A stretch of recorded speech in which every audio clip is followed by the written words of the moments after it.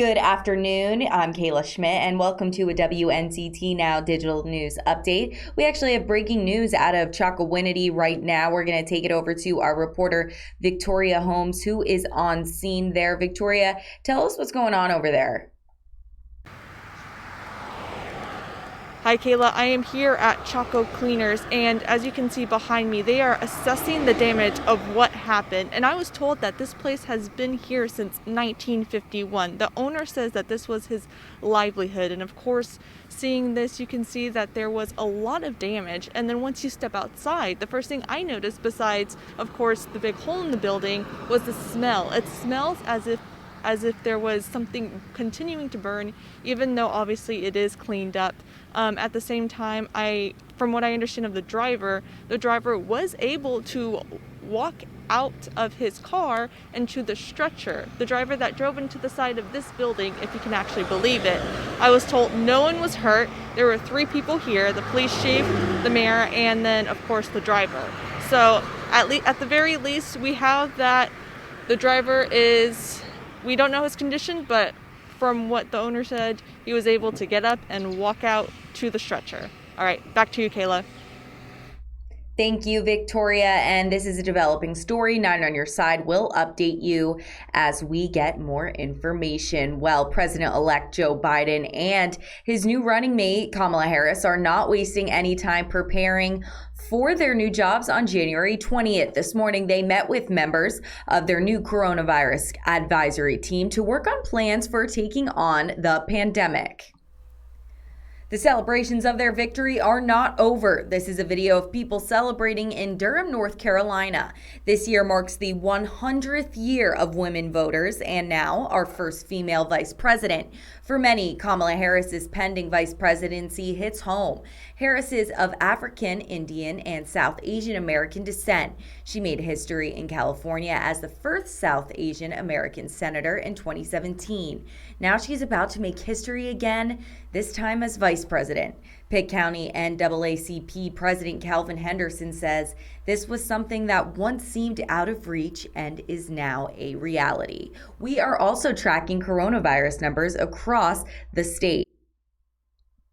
As of Sunday, health officials report more than 293,000 total cases, including 2,094 newly reported cases.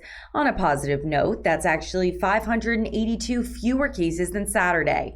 Over 1,100 people are currently hospitalized and 4,600 have died from the virus. President-elect Joe Biden says he already has a team ready to take action once he takes office. North Carolina Department of Health and Human Services is releasing new guidance for Thanksgiving celebrations and for Black Friday shoppers. Our state is experiencing high numbers of COVID-19 cases. Officials urge caution when gathering for Thanksgiving and other holiday celebrations, especially if you are 65 or older. They ask if you do plan on traveling, get tested for COVID-19 3 to 4 days before you leave.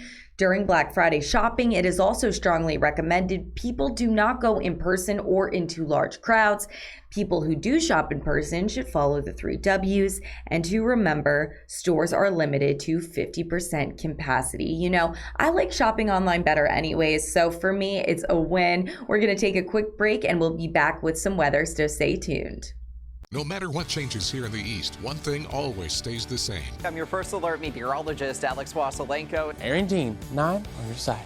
9 on your side Morning Edition is always here to help you start your day off right with your local news and local first alert forecast for the day ahead. Be prepared for a hot, humid, sunny, and windy day of weather across the east and coastal plains. Whether your alarm goes off at 4:30 or 6:30. Thanks for choosing 9 on your side Morning Edition. Keep it here. Start your day off with 9 on your side Morning Edition. Weekdays from 4:30 to 7. Listen to What the Politics on the WNCT Podcast Network. New episodes weekly. Subscribe today on Spotify or Apple Podcasts. Don't miss another episode of What the Politics on the WNCT Podcast Network, found under the Features section. Happy Monday, everybody. I'm your First Alert meteorologist, Alex Wasolenko, reporting from the First Alert Weather Center on what will likely be the driest day of the week here in the east. I'll show you what I mean by bringing you to Precision Cast this afternoon, showing some outer bands of clouds and showers from Ada down to our south, working right up the eastern seaboard today through tomorrow. That's going to mean a mix of sun and clouds both today and tomorrow with isolated showers and warming temperatures. We should reach the middle to upper 70s today and then fall back into the 50s and 60s by the overnight period. We will dry out overnight, but by Tuesday morning, the clouds move back in, along with those slight chances of isolated showers. Do be sure to have that umbrella and rain gear on standby today through the rest of the work week and even into the upcoming weekend. Ada is going to be a storm in the eastern Gulf of Mexico that we will be tracking all week long. We'll also be tracking a frontal system off to our west to see if it has any influencing factors on Ada as it continues to figure out which way it will head by midweek.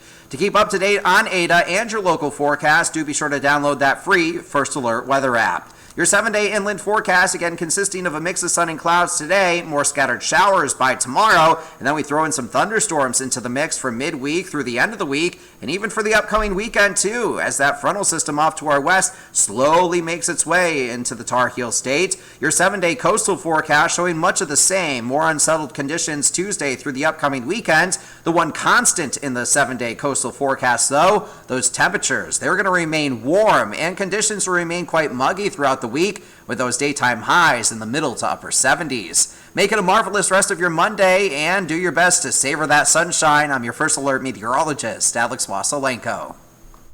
Thank you, Alex, and thank you guys for staying with me. Let's move on to our last story before our 4 p.m. update.